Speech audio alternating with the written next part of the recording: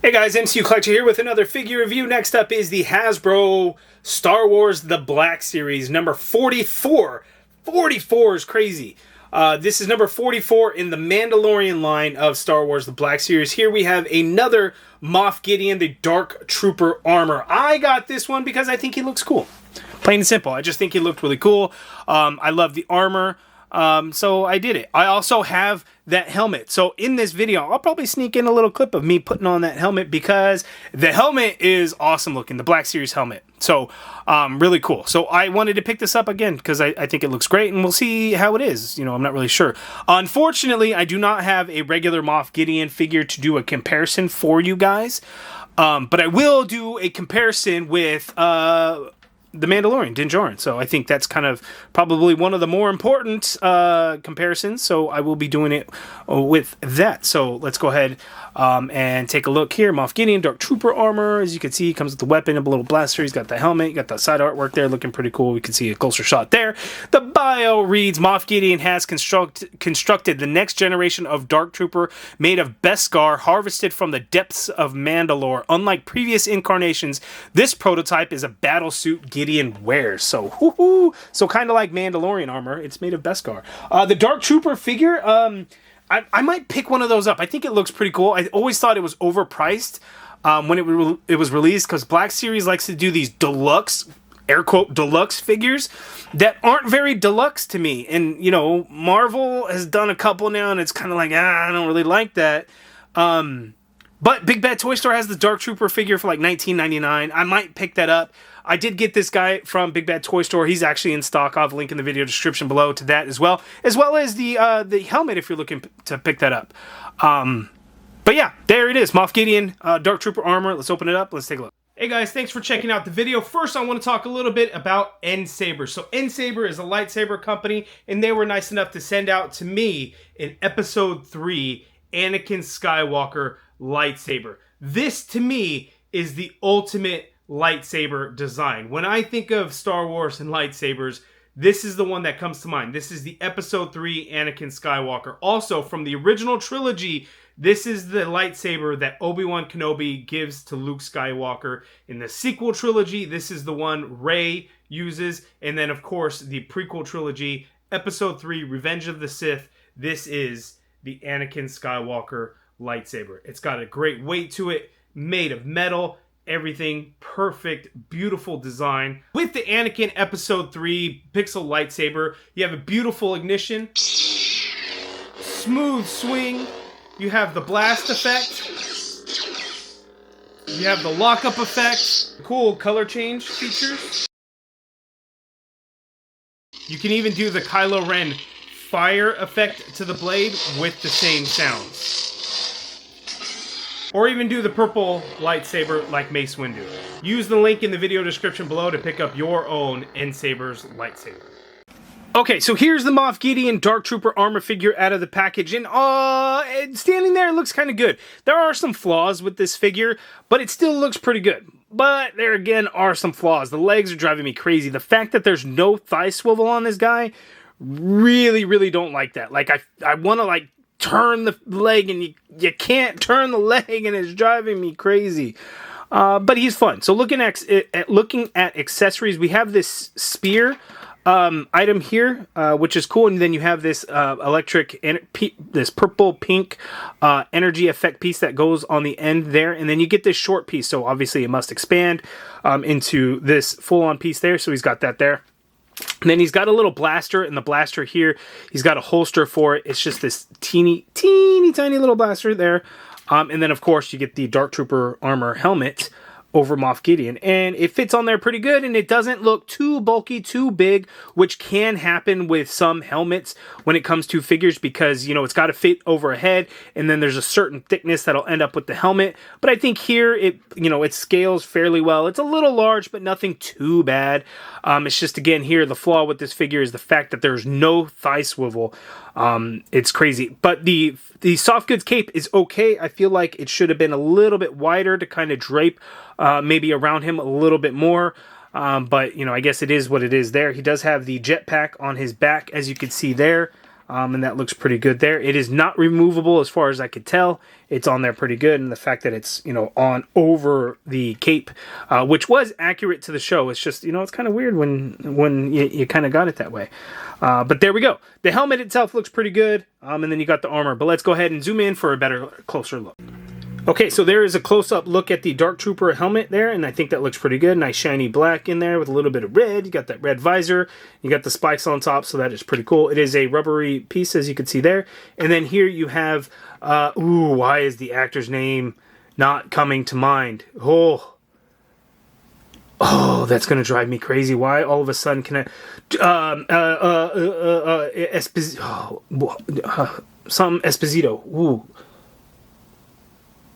Oh, Carlos Esposito? I'm going to look it up because it's going to drive me crazy. But there we go. I think the likeness looks pretty good here. I could not tell you, unfortunately, if that is the same exact head sculpt from the original Moff Gideon release. I would imagine that it probably is. But I could not tell you for sure right now. Looking at the armor piece, this chest piece is a rubber overlay. So it is a rubbery piece on there. And then you just have some shiny black in there. And then, yeah, so looks pretty good. Again, there a little bit of teeny tiny red spots on the back of that jetpack. But otherwise not a whole lot of paint or anything going on there. But let's go ahead and zoom out for his articulation. Giancarlo Esposito, that is his name. Let's take a look at the articulation. The head is on a separate piece from the torso, and you can get some movement in there. Not a whole lot. You can move the head side by side, and you can get some pivot going on in there. He's really not going to be able to look up, unfortunately, and he can only look down so much. If you put the helmet on him, you can just kind of swivel it around, and then you can kind of move up and stuff, but that's just the helmet adjusting around the head, not actually moving like the head itself in there. So just a heads up on that. The arm, you can get the arm to go straight on out and upwards a little bit. You could do a full rotation in there. The shoulder pad actually, funnily enough, did not move with the arm. It just kind of stays put, and then you could just move the arm around it. Black Series, one of the things that drives me crazy is single joints. So single jointed elbow, which means no swivel at the bicep, which I think, in my opinion, is always nice. 90-degree bend at the elbow. There is some swivel in there, but the shape of the elbow, it looks weird when you start turning it a weird way. But 90-degree wrist swivel, and they don't have a hinge. They're on a ball peg. So Black Series hands are on a ball peg. We never get swappable hands. I think Indiana Jones, we ended up getting some in the Adventure series, and it's kind of the same thing, just a ball peg at the wrist, so the hands just kind of move in a, kind of a circular motion. Not a whole lot of range, but it'll adjust and move the way you would want, like whether it's vertical or horizontal. There's a couple of different pieces in the torso, and because it's a rubber overlay, it's a little bit hard, but it looks like a ball joint at the waist and a ball joint at the diaphragm, but still limited range of motion. So you can get Moff Gideon to tilt to his left that much. You can get him to tilt to his right that much there. Leaning back, you can lean back that much there, but coming forward, again, not a whole lot. He can, but it's, again, not a whole lot. Swivel at the waist, nice and easy. You can also swivel at that diaphragm in there. Legs go out that far apart, so full on splits, which is great. But get this, no swivel. Oh, no thigh swivel. I really don't like that there's no thigh swivel. He can kick his leg forward that much there, and it can go back a fair amount. This hip piece is a little bit softer, so you can see it can kind of push it a little bit to kind of move with that hip. So you can get the leg to go, all kind of crazy there, but you just can't turn it. It's like Mafex is the same way, but at least with Mafex, there's enough room to where you could turn it a little bit, but you can't turn this, and it drives me crazy. And I would really, really, really love double jointed knees, but unfortunately we got a single jointed knee.